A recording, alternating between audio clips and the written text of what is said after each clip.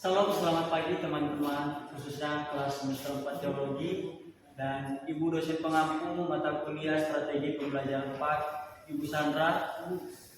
Pada pagi hari ini kita mengucap syukur di hadapan Tuhan, kita boleh berkumpul bersama untuk belajar satu tema penting dalam proses pembelajaran, yaitu keterampilan mengajar.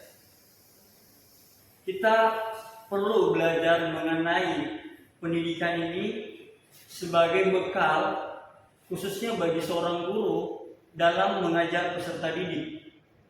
Jauh sebelum kita akan belajar bersama tentang materi yang akan kami bahas, saya Joni Salawa sebagai moderator ingin memperkenalkan rekan-rekan saya yang bekerja sama untuk mengerjakan tugas kelompok yang diberikan oleh dosen pengampu.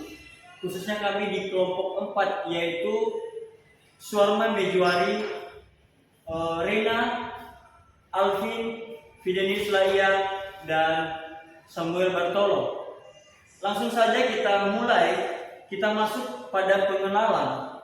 Kita belajar di mana pendidikan agama Kristen ini sangat memegang peranan penting dalam mengajar dan mendidik generasi masa kini. Strategi pembelajaran kita harus mampu menginspirasi dan mengaktifkan peserta didik. Melalui pendekatan kreatif dan interaktif, keterampilan mengajar dapat kita tingkatkan. Kita lanjut. Ada juga yang tidak kalah pentingnya adalah bahwa pendidikan Kristen ini sangat mempengaruhi kehidupan peserta didik dan juga guru-guru sebagai pendidik. Kenapa? Karena pendidikan agama Kristen memberikan landasan moral dan spiritual bagi peserta didik. Mengajar dengan pendekatan yang tepat sangat membawa dampak positif untuk memperkuat iman dan menumbuhkan kasih terhadap sesama. Hal ini membentuk karakter yang kokoh dan berdampak positif dalam kehidupan sehari-hari. Demikian akan dilanjutkan oleh rekan saya Suarman. Baik, saya akan melanjutkan pembahasan kami, yaitu metode pembelajaran aktif. Metode pembelajaran aktif adalah pendekatan di mana siswa secara langsung aktif dalam pembelajaran mereka, seperti diskusi kelompok, permainan, peran, dan proyek kelompok. Dalam pendekatan ini, siswa dapat meningkatkan pemahaman dan keterampilan mereka. Dalam proses pembelajaran ini, siswa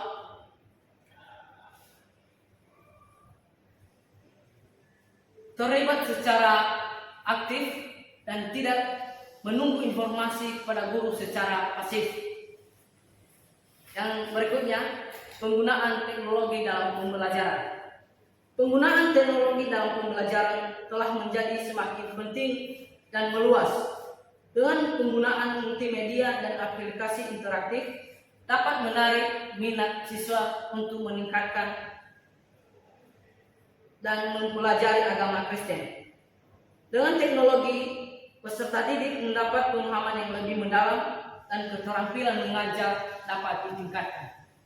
Sekian dan akan dilanjutkan oleh teman saya, Rena Siregar.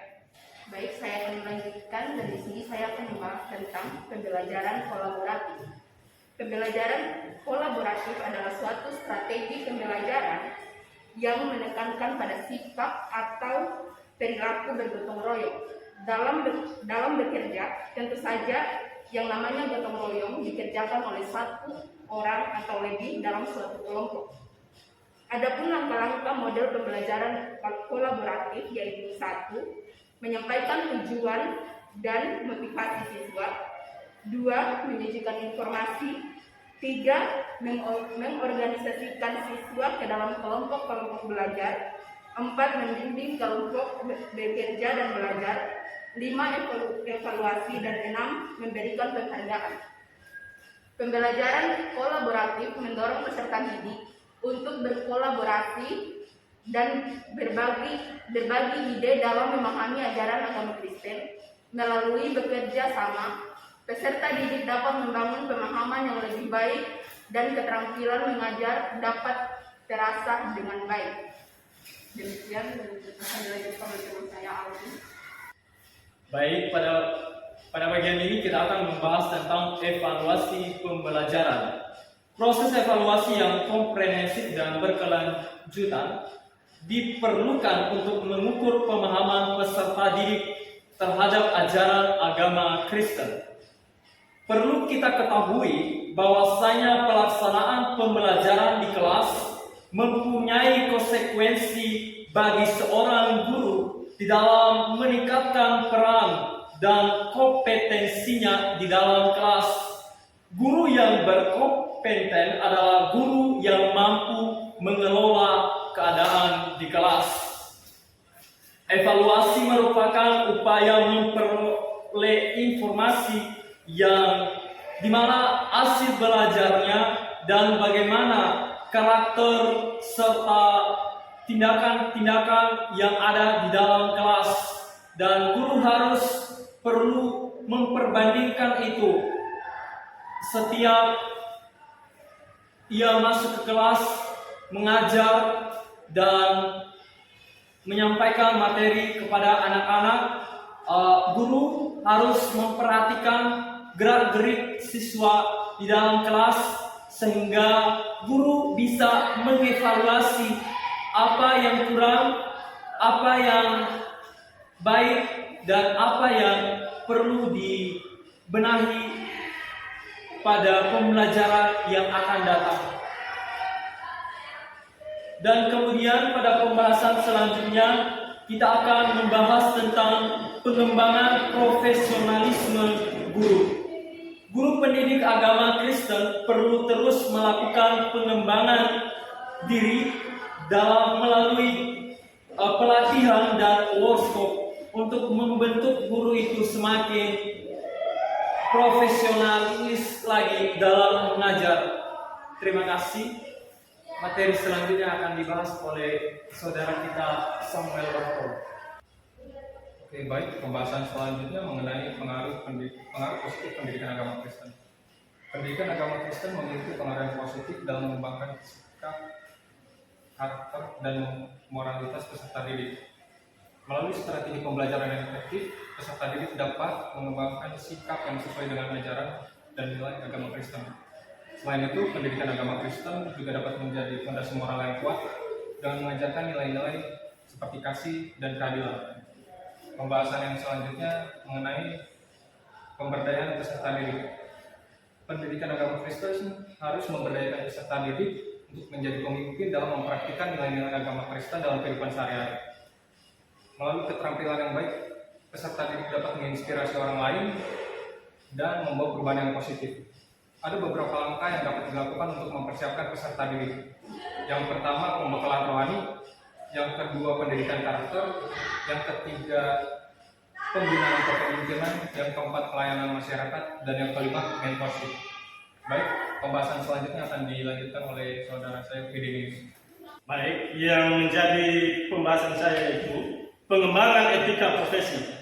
Pendidikan agama Kristen juga melibatkan pengembangan etika profesi bagi guru, karena etika profesi bagi guru merupakan bagian integral dari agama Kristen, dengan harapan agar peserta didik dapat mengaplikasikan nilai-nilai agama Kristen dalam kehidupan nyata mereka.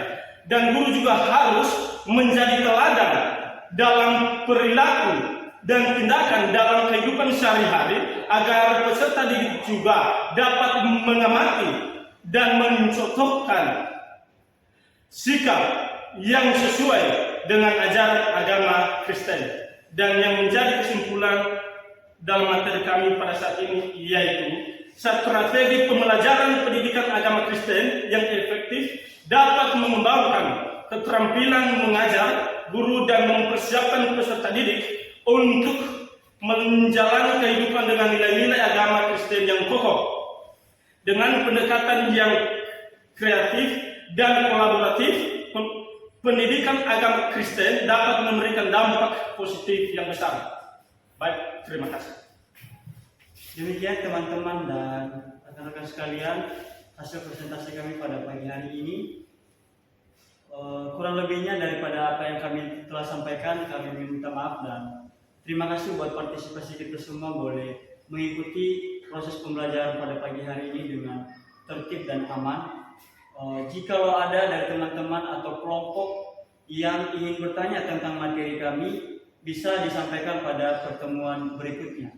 Demikian kami ucapkan terima kasih. Salam.